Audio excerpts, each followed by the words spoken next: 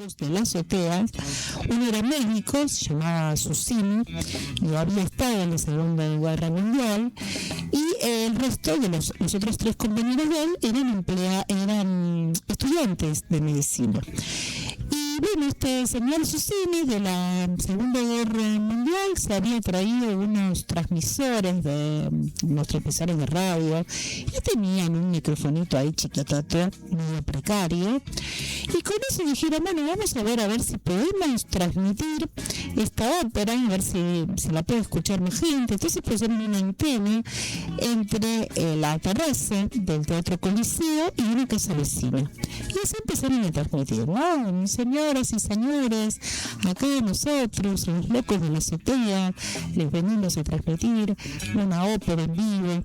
Bueno, muy interesante, muy lindo, y así quedó instituido como 27 de agosto, Día de la Radio. Bueno, para investigar un poquito y saber un poquito más. Pero vamos al tema del día. Nosotros siempre decimos que el lema de este espacio es acercar la justicia al vecino. Muchos vecinos son trabajadores, trabajadoras, muchas personas que quizás conocen sus derechos hasta ahí, escuchan de decisiones políticas, de leyes, y a veces se enteran de cómo los afectan o los dejan de afectar cuando se sucede un conflicto, no antes. Entonces, mientras tanto, parece que es un dato estadístico que no tiene que ver mucho con la realidad. Hoy vamos a intentar bajar eso a la realidad, y vamos a tratar de intentar explicarle también cuál es la influencia de los organismos internacionales que protegen el derecho al trabajo, el derecho de los trabajadores y de las trabajadoras, la dignidad, qué es lo que sucede a nivel internacional con esta normativa, cuál es el órgano que de alguna manera regula, qué incidencia tiene eso en nuestro país, qué no. Y lo vamos a hacer de la mano de una persona que participó en vivo de esas discusiones, estuvo presente en la conferencia número 144 de la Organización Internacional de Trabajo, que se celebró en Ginebra, un abogado con muchísima experiencia en lo que es derecho sindical, derecho colectivo, una persona que está estudiando una maestría, en este momento está cursando una maestría precisamente relacionada a eso, y que tiene mucha experiencia, artículos escritos y una gran trayectoria, que además es la abogada que coordina jurídicamente todo la cuestión de los asuntos jurídicos del Sindicato de Comercio de esta casa donde hoy estamos transmitiendo como aquellos locos de la azotea en el año 2020, creo que ahora. Así que bueno, les damos la bienvenida a este espacio a la doctora Cintia Zipán, aquí presente. Gracias, Cintia, por estar acá. Muchas gracias. No, por favor, Verónica, muchas gracias a vos por la invitación, y qué lindo estar en este día tan significativo, el Día de la Radio. La verdad que me alegra mucho formar parte de este espacio en este día tan particular.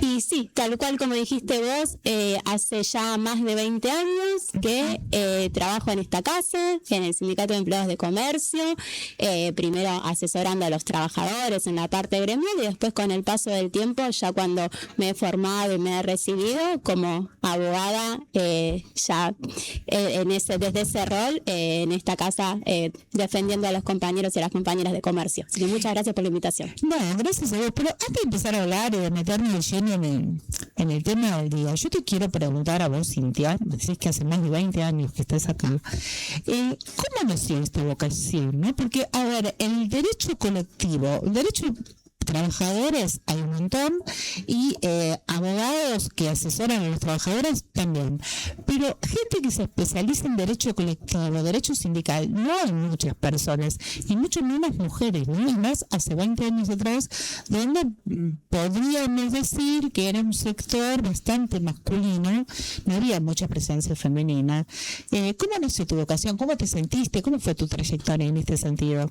Bueno, las he pasado, porque imagínate que desde chiquita empecé a trabajar en el ambiente sindical, y bueno, he transitado distintas etapas y distintas situaciones. Pero ¿cómo nació la vocación, si se quiere? Mira, yo creo que viene de mucho antes de siquiera haber pisado el sindicato.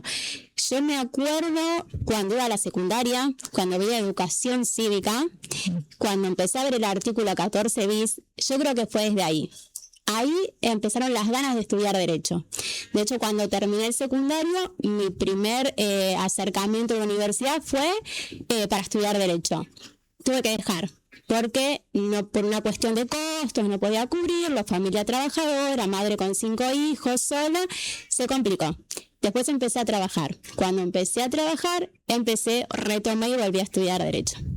Empecé a trabajar formalmente, porque ya trabajaban informalmente. Bueno, empecé a trabajar formalmente y ahí tuve la posibilidad de retomar. Cuando empecé a trabajar en el sindicato, yo creo que ahí como que todo se unió, ¿sí? Entonces, desde el primer momento fue ir para el lado de la defensa de los derechos de los trabajadores. Como te digo, madre trabajadora, enfermera, 5 hijos, ya el germen de la justicia social ya estaba ahí adentro.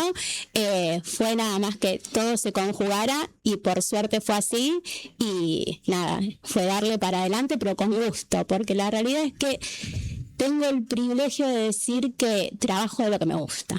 Y eso yo creo que es un gustito que no todos pueden darse, o no todos y todas pueden darse. Así que nada, creo que nació desde ahí, con el tiempo se fue creciendo, fui desempeñándome en varios sindicatos, hoy puedo decir que asesoro varios sindicatos de distintas actividades y he transitado distintas cosas. Desde el principio, cuando tenía 23, 24 años, iba a las audiencias al Ministerio de Trabajo, me ha pasado fin de año explicando a los trabajadores el no pago del aguinaldo, muerta de calor ahí en la puerta del ministerio.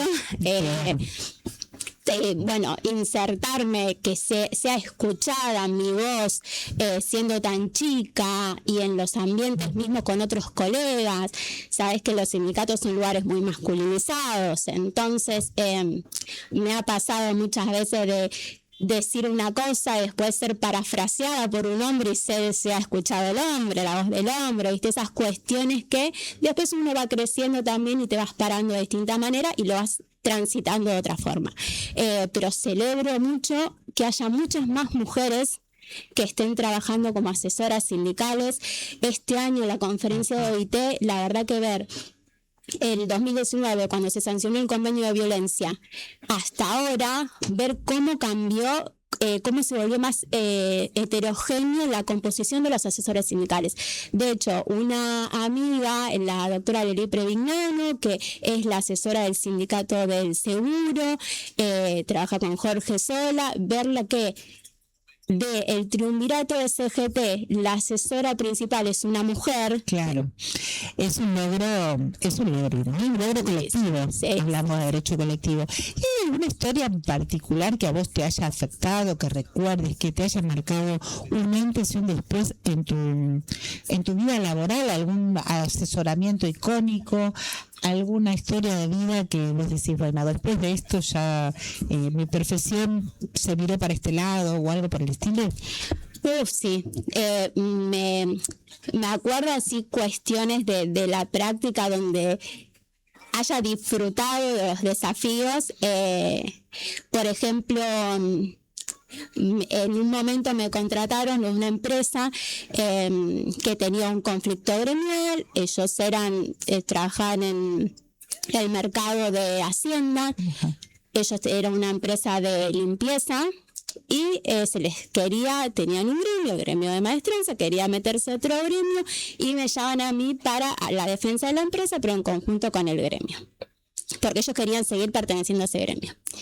Bueno, cuando yo ingreso a defender a la empresa, cito a todos los gremios. Al gremio que quería cooptar a los trabajadores, al gremio que tenían los trabajadores, se armó al mercado de Hacienda, se armó tal revuelo que las audiencias las terminamos teniendo en el Ministerio de Trabajo, en el edificio de Alem, en el piso anterior al que estaba el ministro, y Noemí Rial, que eminencia del derecho del trabajo y en ese momento segunda de tomada, llamó y dijo que la cortemos. Que pare con este bolón. Alto lío. Claro, o sea, a ese nivel, y ahí yo dije, si hice tanto ruido, yo en ese momento tan chiquita, porque recién me había recibido. ¿Cuántos años tenías? La verdad que no recuerdo. 20 y pico. Pero sí, y yo dije, si yo puedo hacer esto es para mí. Por ahí esas anécdotas donde digo, sí, o sea, esto soy. Y somos un poco el bicho raro del derecho laboral. Eso está de más decirlo, porque son muy pocos los que hacen colectivo y nada, tenés que tener una cierta pasión para poder llevarlo adelante. ¿Y te imaginaste en ese momento que alguna vez vos podías estar participando en la Organización Internacional de Trabajo en Ginebra, en una conferencia, tratando un tema como tan actual como esto de los trabajadores de plataforma? Mira, la verdad que no. Yo creo que, viste, las cosas se van dando y más cuando a uno le gusta, van surgiendo, viste, los desafíos, los lugares, las personas que uno conoce, los lugares donde se inserta. Creo que todo va decantando. Y la verdad que en ese momento no. Pero en el 2019 tuve la suerte de ir a la primera conferencia, no sé si sería suerte la palabra, pero tuve la posibilidad de estar en la primera conferencia que yo participaba, que fue cuando se sancionó el convenio 190, el convenio contra la violencia y acoso en el mundo del trabajo. Icónico también. Contanos un poquito para aquellas personas que están escuchando, que nos están viendo por streaming y que no saben bien de qué hablamos cuando hablamos de la Organización Internacional del Trabajo, de la OIT, la famosa OIT, los convenios de la OIT. ¿Qué son? ¿Qué es esta organización? ¿Por qué en Ginebra? ¿Qué es lo que sucede y cuál sería la importancia para nosotros que vivimos acá, para don Juan que trabaja, no sé, en la metalúrgica de acá a 2 cuadras? Que parece que no es importante, pero en realidad sí lo es y mucho. Mira, la OIT es la oficina de la ONU que se encarga, viste cómo está ONU Mujeres, ONU que se encarga de la parte de niños, está la oficina que se encarga de las cuestiones de los trabajadores y las trabajadoras y del mundo del trabajo en general. ¿Qué es lo que hace la OIT? Ellos trabajan durante todo el año viendo las temáticas que están afectando a los trabajadores o al mundo del trabajo, porque es un organismo tripartito. Ahí actúan trabajadores, empleadores y los gobiernos. Y van trabajando temas que están en agenda, que ven que están afectando al mundo del trabajo, y después, si llegan a tener tal relevancia, se habla de llegar a instrumentar un documento, ya sea un convenio, ya sea una recomendación, ¿qué son estos documentos, ¿no? Y como decías vos, ¿qué es lo importante o cómo afectan a Juan que está trabajando acá en Changomás?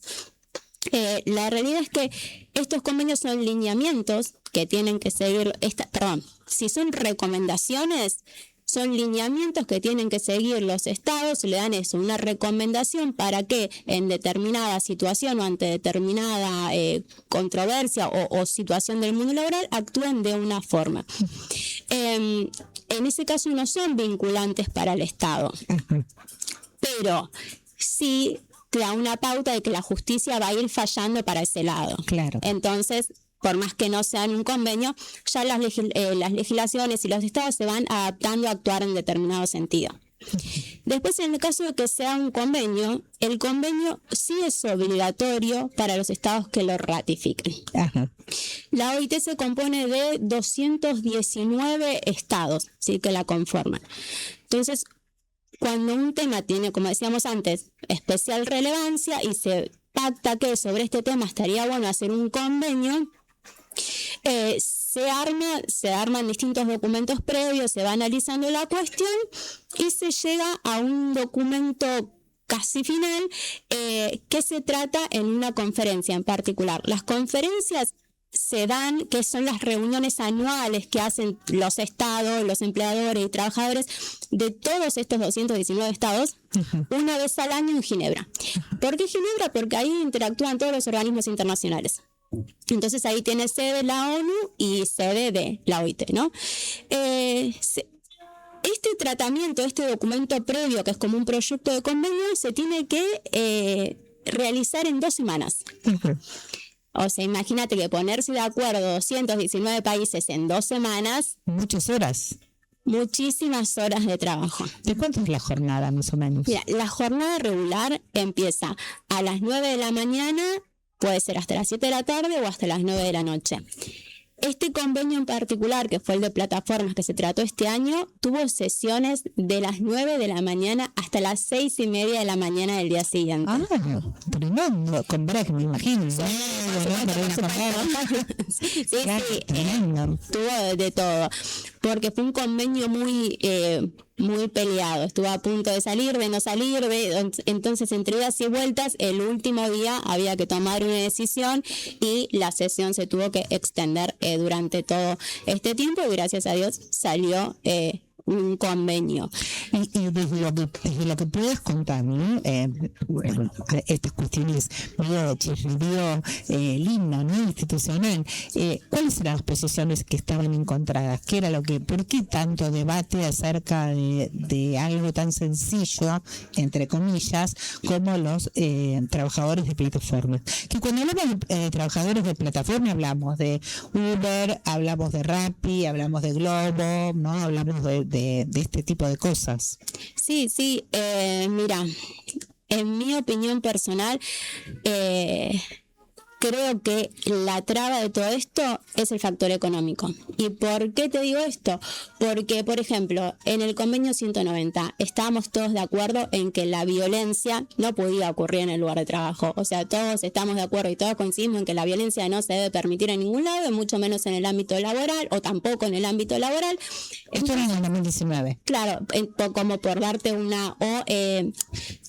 se sancionó otro sobre la seguridad, el anteúltimo sería convenio sobre la seguridad en el trabajo. Todos estamos de acuerdo en que todos los trabajadores tienen que gozar de un ambiente seguro y demás cuestiones. Ahora, no todos estamos de acuerdo en que un trabajador que está con la motito acá de Rappi tenga relación de dependencia con una multinacional y que esa relación de dependencia le haga tener derechos y sobre todo le cueste a la multinacional porque tenga que pagarle un sueldo, seguro de salud y demás. Claro. Entonces yo pienso que hay cuestiones que son de humanidad que nadie va a estar en contra, pero acá estamos hablando de factor económico. Claro. Abrir la puerta, decir que todos estos trabajadores tienen que tener relación de dependencia y son responsabilidad de la empresa, hace que haya que pagar muchísimo dinero. Y entonces yo creo que ahí fue lo que hizo que el convenio se trabe en la manera que se trabó. Ahora vamos a hacer una especie de explicación cortita para aquellos que quizás no están muy familiarizados con esta terminología. Si vos estás trabajando, ¿no? Tenés un celular y decís, bueno, me voy a anotar para hacer Rappi, tengo una motito, tengo una bicicleta y bueno, ¿qué tengo que hacer? Tengo que invertir en mis propios elementos de trabajo y después recibo instrucciones, me anoto en la plataforma, cumplo, mando el documento, lo que tengo que mandar, me anoto y soy un trabajador independiente, me autopercibo que tengo mi propio emprendimiento. Ahora, a vos te roban, te quedaste sin trabajar, recibiste una queja y te dieron de baja de la aplicación y nunca más podés trabajar para Rappi o durante 6 meses no podés trabajar para Rappi. Vos no decidís cuánto vas a cobrar por un día porque el precio te lo pone la aplicación. Entonces, ¿hasta qué punto vos sos independiente? Independiente de una persona que, no sé, cobra una consulta y fija y dice, bueno, yo cobro, mi valor vale tanto. Eso es ser un profesional independiente, ¿no? O un comercio que vende una silla y dice, bueno, lo voy a vender a tal monto. Pero eso es lo que se debatía. ¿Por qué? Porque más allá de tu autopercepción independiente, hay una serie de derechos que te corresponden en normas de orden público. Entonces, acá, el año pasado, se sancionó una ley, la Ley de Modernización Laboral, que dice expresamente que todos los trabajadores que las personas que brindan servicios para las plataformas no son trabajadores, están excluidos del ámbito laboral. Y acá la doctora CIPAM nos está diciendo que la Organización Internacional de Trabajo, después de jornadas maratónicas, han determinado de que sí hay relación de dependencia. Entonces, ¿cómo juega esa legislación internacional con la legislación nuestra? Porque es un tratado internacional esto, ¿no? Es un convenio. Es un convenio internacional. Nosotros ¿tenemos obligación de respetar ese convenio o no? Dos cuestiones. Por un lado, lo que decías anteriormente, ¿qué es lo que dice el convenio? Los trabajadores estén en relación de dependencia. O sea, ¿quién es un trabajador de plataforma? Es quien se inscribe en la plataforma y la plataforma le organiza y le da el trabajo, ¿sí? Entonces ahí es trabajador de plataforma.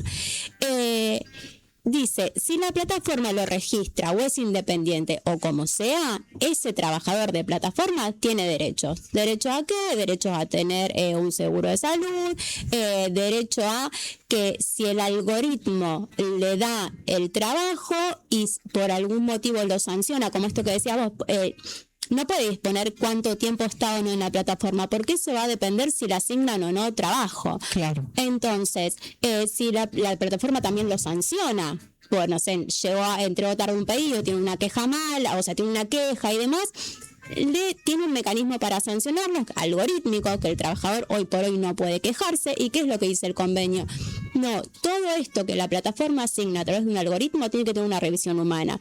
Si a un trabajador lo sancionan, que sancionarlo quiere decir que no le asignan trabajo, o que le asignan trabajo esporádico, o que lo sacan de la plataforma, está habilitado para pedir una explicación y que esa explicación sea realizada por un humano. Claro. ¿Sí? Todas estas cuestiones son, entre muchas otras, como vos decías, no tiene sobre las cuestiones de seguridad. Lo que también establece el convenio es que un trabajador de plataformas tiene la posibilidad de, ante una situación de inseguridad, como entrar en una zona peligrosa o una cuestión climática, que por ahí uno, ¿qué hace? Que está lloviendo, no me voy a ir a comprar, pido al trabajador de plataformas. Y nosotros vemos otra cosa al margen, los eventos climáticos que están cada vez más fuertes. Entonces no voy a hacer que un trabajador con su motito se meta en una calle de Lanús con el agua hasta la rodilla porque rompe la moto y ese es su elemento de trabajo. Entonces le da la posibilidad de, ante estas situaciones, retirarse del pedido que estaba haciendo y, si es una cuestión que afecte a su salud, no tener que dar aviso inmediato a la plataforma, sino en cuanto esté en condiciones de hacerlo. ¿A qué viene todo esto? Hemos escuchado, hemos visto, hay jurisprudencia sobre accidentados que estaban llevando un pedido, tuvieron un accidente en la vía pública y la plataforma reclamándoles el pedido y encima sancionándolos. Entonces, estas son todas las cuestiones que trae ahora o que le da este paraguas de seguridad a los trabajadores. Eso por un lado. Y por otro lado, hablaba sobre la obligatoriedad o no del Estado de cumplir con estos criterios del convenio 193, que justamente el título es trabajo decente para los trabajadores de plataforma. Trabajo decente. A ver, una vez que se sanciona un convenio, tienen que haber 2 ratificaciones que hasta el día de hoy no han ratificado todavía ningún estado del convenio. Ratificación es decir, yo lo sumo a mi legislación interna. Todavía no tiene ninguna ratificación el convenio 193, pero tiene un plazo de 2 años para que 2 estados lo ratifiquen. Si 2 estados lo ratifican dentro de ese plazo, el convenio empieza a tener operatividad a partir de los 12 meses de la segunda ratificación. Perdón. Y ahí todos los estados lo pueden ir incorporando a su legislación interna o no, pero al ya ser un convenio también internacional, por más que no lo ratifiques, ten en cuenta que la justicia lo usa después para dictar sus fallos. Claro. Nosotros ya tenemos antecedentes jurisprudenciales acá en Provincia de Buenos Aires, donde se reconoció, también era anterior a la ley de modernización laboral, ¿no? Pero donde se reconoció a los trabajadores de plataforma como relación de dependencia. Incluso comentábamos fuera del aire, ¿no? Un tema de una inspección del Ministerio de Trabajo que hizo un relevamiento de ¿quién era? De Rappi, me parece decirlo, ¿no? Sí, de Rappi. De Rappi, hicieron un relevamiento de trabajadores. Ahora sí, pero bueno, uno de esos, no recuerdo exacto cuál de los 2. Claro, se hizo un relevamiento de trabajadores que no estaban registrados y la posición de Rappi fue, son independientes, y la Suprema Corte decidió que no, que tenían que pagar la multa porque realmente eran trabajadores, porque recibían instrucciones, porque no podían poner el precio, por lo mismo que venimos diciendo, ¿no? Había una dirección por parte de la empresa de cómo debía ser el trabajo. Entonces va a ocurrir mucha agua sobre el puente. Sí, tal cual. Aparte hay una realidad que también lo establece el convenio. Todo lo que vos puedas decir es independiente, le cabe una relación de dependencia. Todo eso se mira bajo el paraguas del principio de primacía de la realidad, claro, que rige el derecho laboral. Si vos tenés un trabajador que vos le estás dando el trabajo, que vos le estás pagando, como pagan las apps a través de la propia app, ¿no? Entonces, si vos le estás dando el trabajo, vos le estás pagando el sueldo, vos sos quien le dice a dónde tiene que ir, vos tenés el poder de dirección, el poder económico, vos tenés todo el poder de sanción, porque también puedes elegir si lo sacás o no de la app. Entonces, no hay mucha discusión sobre si es una relación de dependencia o no. Si eso hace a el mayor ingreso de la persona, ya está. Entonces, viste, no hay mucho. Todo esto que el gobierno pretende a través de excluirlos de la ley de contrato de trabajo es siempre y cuando no se pruebe que eso es una relación de dependencia. Claro. Ahora, yo me pregunto también qué pasa con el tema de los datos personales, ¿no? Porque, a ver, la plataforma está accediendo a la totalidad de los datos personales de la persona que está brindando el servicio, o del trabajador o trabajadora, ¿no? Sabe qué horarios está por la calle, cómo conduce, dónde vive, a qué lugares va, cuáles son sus preferencias en cuanto a qué cosas acepta o no. ¿De quiénes son esos datos? ¿Los puede usar el trabajador para decir, bueno, yo comparto estos datos con otra plataforma a modo de currículum o no? Mira, ¿no? Sí. De hecho, la cuestión algorítmica y la protección de datos fue una de las trabas también importantes, aparte de la relación de dependencia o no, ¿no? Pero fue uno de los datos, una de las cuestiones donde más se trabó el convenio.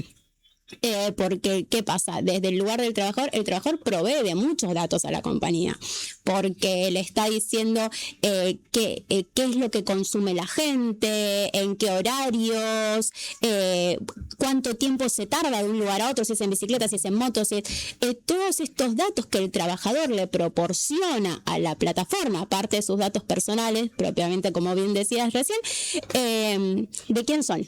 Claro. ¿Y qué pasa con ese trabajador cuando se retira de la plataforma, como decís vos? Esos datos, toda esa información que le proporciona la empresa, ¿de quién es? ¿Del trabajador o de la empresa?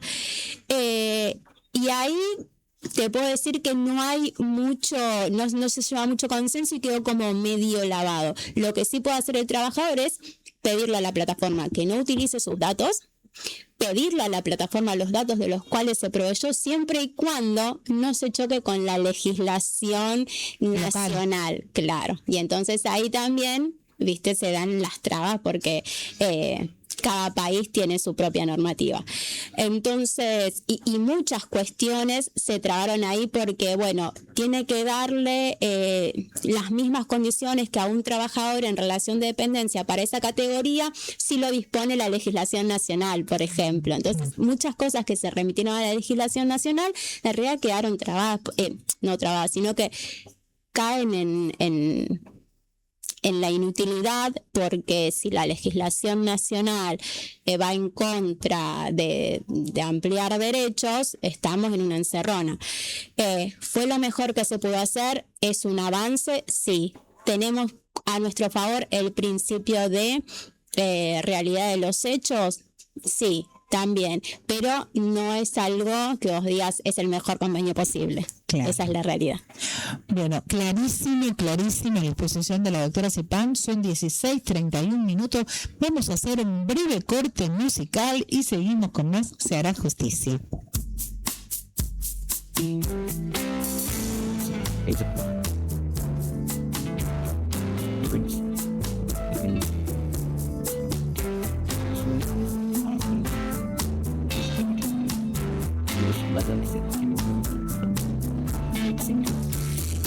Hacia la derecha y cambias hacia la izquierda adelante.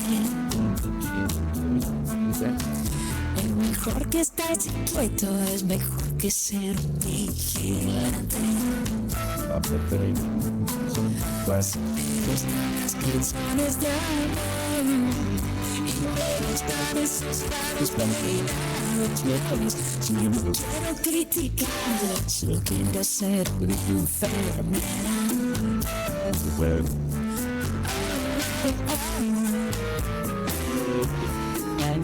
Si trabajas sentido y estás haciendo algo nuevo, adérvate. Y si cantas a la luna, no perdes la vida en un instante. Si luchaste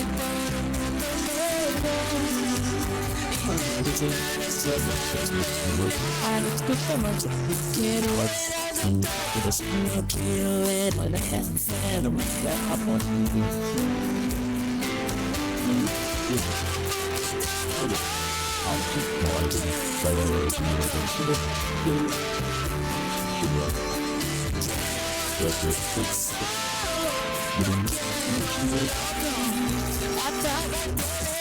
Si lo que te gusta es gritar,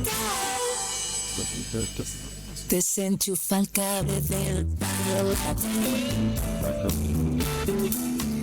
El silencio tiene acción y el más gordo será más delirante. Me gustan las canciones de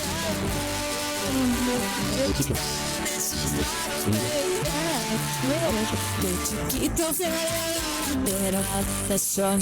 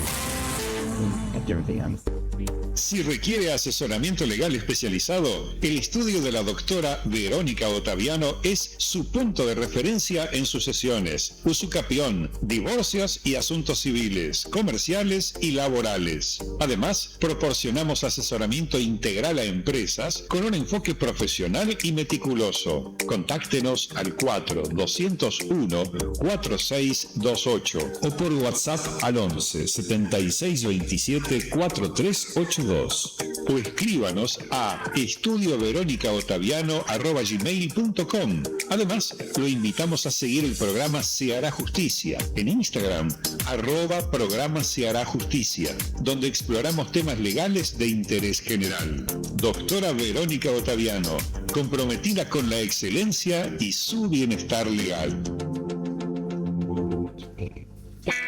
Vamos, Verón, te espero.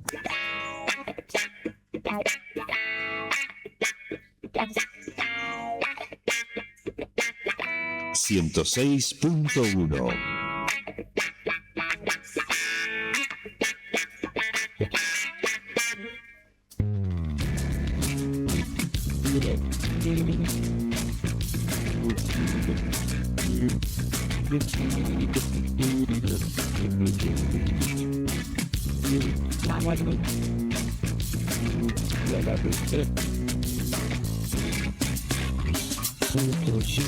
Y seguimos con más Se Hará Justicia. Y bueno, y hablando un poquito de todos estos temas, voy a tratar de bajarlo a la realidad de lo que a vos te interesa, ¿no?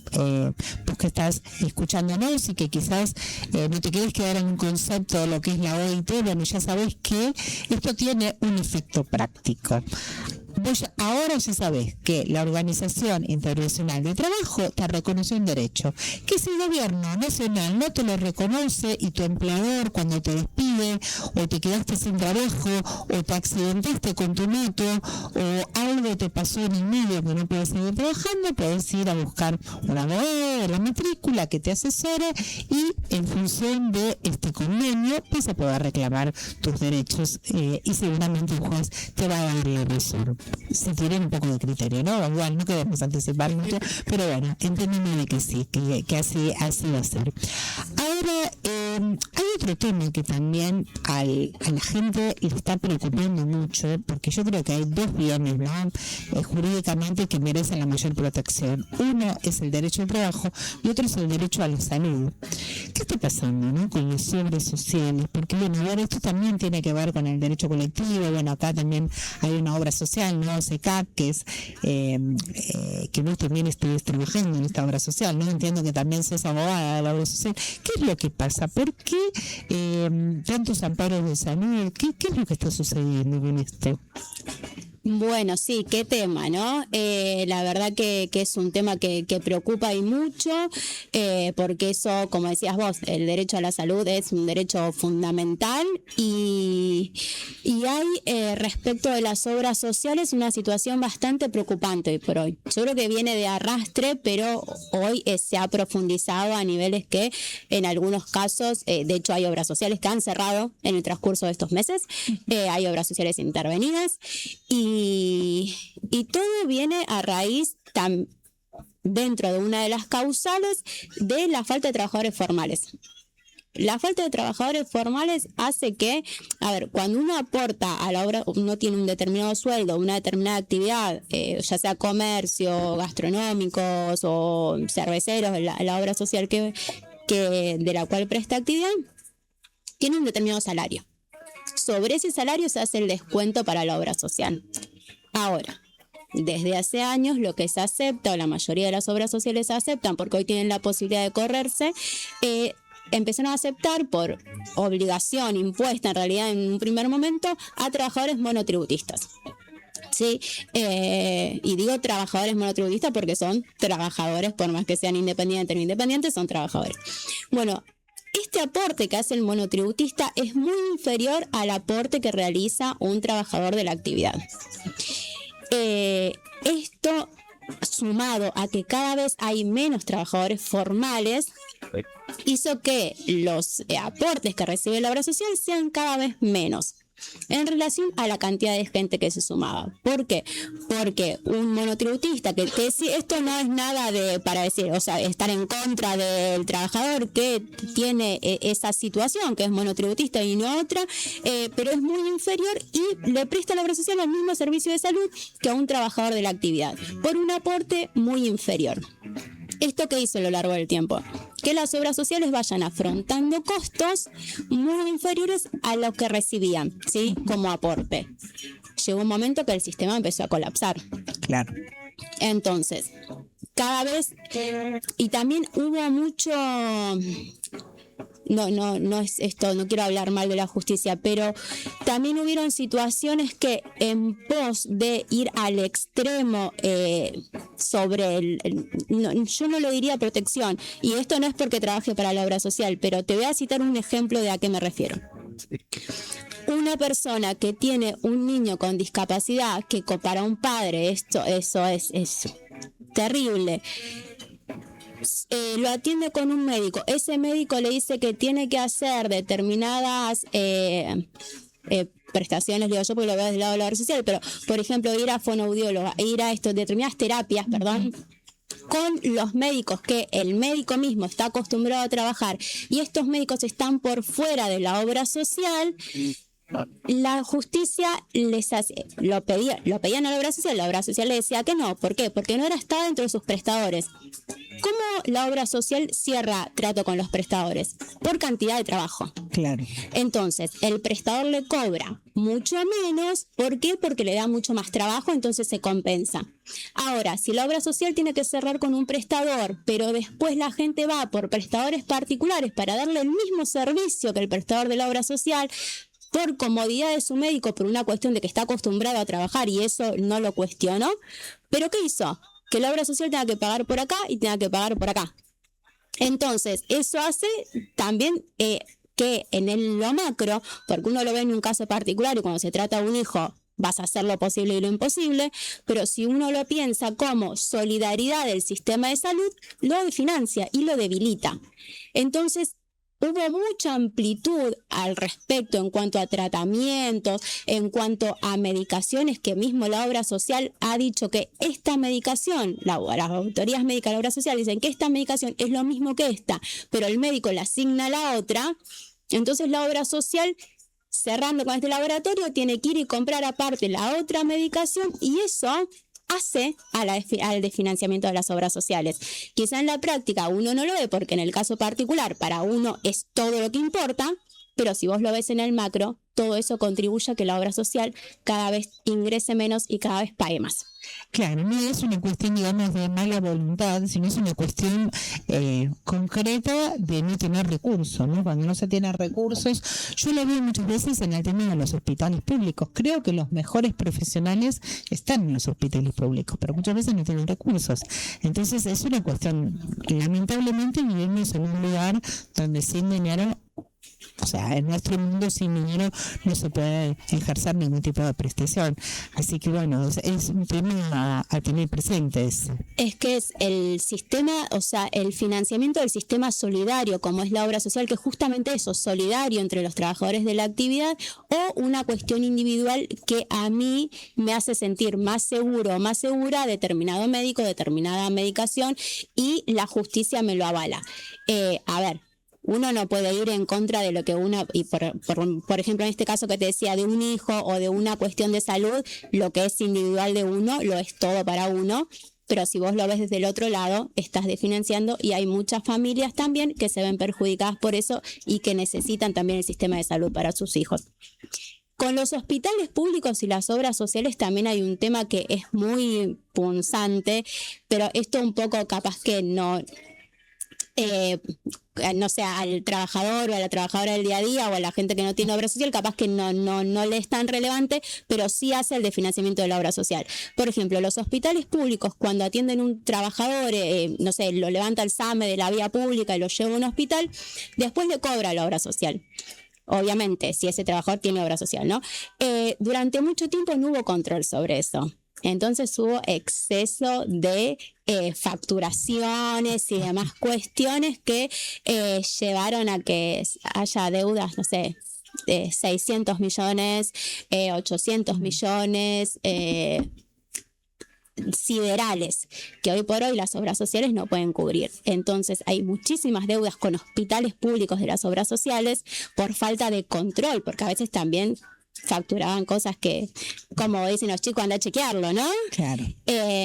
Y como siempre hubo esa caja, esa canilla que siga, hoy por hoy, al no haber plata, se siente muchísimo más, y todas esas deudas con hospitales públicos también llevan a este colapso que tiene hoy por hoy la salud de la obra social. Y el sistema que se instaló hace cerca de un año, el Promesa, ¿está funcionando? Es una especie de mediación previa a los amparos, ¿no? En el ámbito de Capital Federal. ¿Funciona bien? ¿Funciona mal? ¿Cómo? La gente no se está acercando mucho al Promesa, y es que la realidad es que cuando van a un abogado particular directamente insta el amparo, ¿sí? Hasta mismo por una cuestión de que tampoco es ir contra los colegas, porque el colega está trabajando o la colega está trabajando. Entonces, cuando llega la persona con la situación, lo capitaliza y lo trabaja como corresponde por la vía judicial, o como considera por la vía judicial. Entonces, no se realizan muchas mediaciones por el Promesa. Claro. Que el Promesa es un sistema de mediación público y gratuito para el trabajador o la trabajadora ante un reclamo contra la obra social.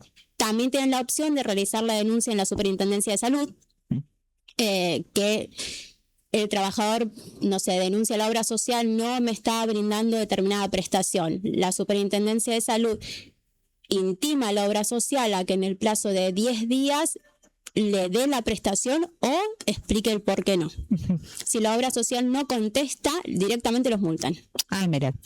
Bueno, es interesante para que la gente sepa también que hay otras alternativas también en la acción de amparo, ¿no? Tenemos el tema de Promesa en el ámbito de Capital Federal. que se pueden mediar de manera gratuita, se pueden ver en 2.500 pesos, algo por el estilo, una cosa muy económica, y se puede mediar frente a una situación cuando a veces no hay recursos económicos para pagarle a un abogado para poder iniciar una acción de amparo, o bien puede recurrir, como dice la doctora Cipán, a la Superintendencia de Seguros también, como para hacer la denuncia, y la Superintendencia de Seguros,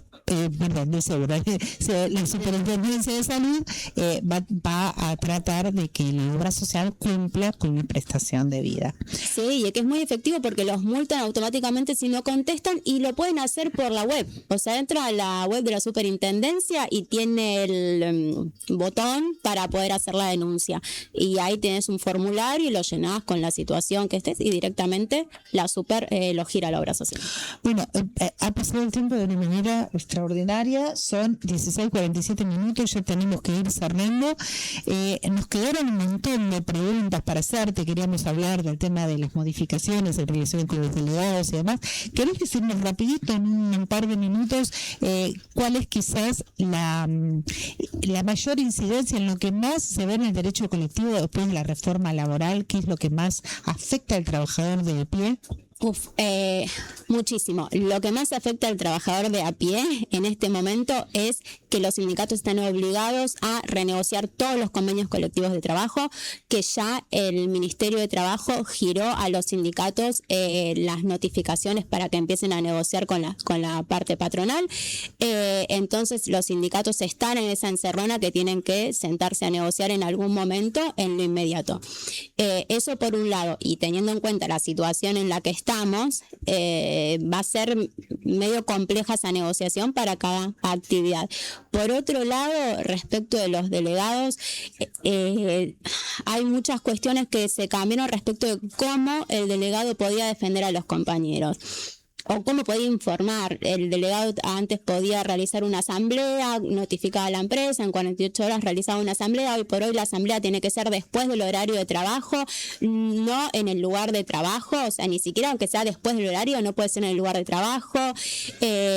¿Y qué pasa? ¿Cómo hace el delegado para que los compañeros, después de trabajar 8 o 10 horas, se queden todos en la puerta o más allá? Porque ni siquiera se puede, tampoco en las veredas del establecimiento, realizar las asambleas para transmitirle, porque las asambleas no son siempre porque hay un conflicto. Vos le podés transmitir un cambio en la obra social, que se van a entregar los juguetes, que va a haber determinada modificación en cuanto a las horas extras, un montón de que ahora las vacaciones se van a tomar de determinada manera, de muchas cuestiones que se charlan en una asamblea. Entonces ahora ya no se pueden hacer. Después, respecto de las horas, los delegados tienen una determinada cantidad de horas mensuales para poder realizar su labor. ¿Qué es su labor? Los trabajadores que están todo el día y las trabajadoras que están todo el día en la fábrica, en la empresa, en el local, muchas veces no pueden acercarse a pedir los turnos a la obra social, a buscar los útiles de los chicos cuando empieza el año, a buscar los juguetes para el Día del Niño. Todas estas cuestiones viene el delegado, las tramita en el gremio, va, se los lleva, se los reparte a los compañeros. Bueno, antes, mientras que el sindicato avale esto, no había ningún inconveniente. Ahora, lo que la norma establece, un piso mínimo, un rango mínimo de 10 horas mensuales. Esto es muy poco, porque si un delegado viene y busca o realiza... máximo. Sí. Yo te dije... perdón, sí, dije mínimo, perdón. Perdón, pero quiero decirlo rápido. Claro, sí, tiene un máximo de 10 horas mensuales. Salvo que el convenio establezca otra cosa. Como esto siempre fue una liberalidad, la realidad es que los convenios no establecían o no se inmiscuían mucho en eso. Entonces, por ejemplo, el convenio de comercio dice las horas que necesita el delegado. Pero no establece ningún piso, ningún techo, ningún máximo ni nada más. Entonces ahí va a haber una discusión. Pero estas 10 horas son muy insuficientes para la tarea gremial mensual. Entonces va a haber un problema. ¿Y en qué se va a ver el problema? En que los trabajadores no pueden informarse sobre sus derechos. El delegado no puede venir acá a ver si hay una modificación, qué pasó con los salarios, si hubo una paritaria, si demás. O sea, es muy influyente a la hora de poder transmitir y poder apoyar a los compañeros, entre otras cuestiones. Cintia, una palabra o una frase que defina lo que es para vos defender la dignidad de los trabajadores? Justicia social. Me encantó. Bueno, te agradecemos muchísimo este paso. Lamentablemente ya tenemos que ir cerrando. Y bueno, quiero darle las gracias a todo el equipo de Sara Justicia, a FM Secla, que siempre nos reciben con tanta amabilidad y cortesía. Muchas gracias a Diego de Matei.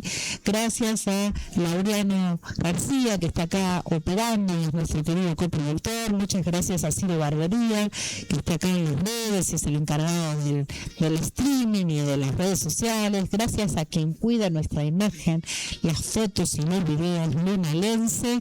Muchas gracias a Leo Martín, muchas gracias a Portal Sur y sobre todo muchas gracias a la doctora Cintia Zipán, que está acá presente y que ha sido una visita de lujo para este espacio. Muchísimas gracias, Cintia. Muchas gracias por la invitación, siempre es muy lindo venir, así que yo soy la agradecida. Bueno, como siempre, los saludo, les reitero, mi nombre es Verónica Otaviano y los espero el jueves próximo, misma hora, acá por FM Secla, el 106.1. Síganos en las redes, ¿eh? Un abrazo a todos y hasta el jueves que viene. Será justicia.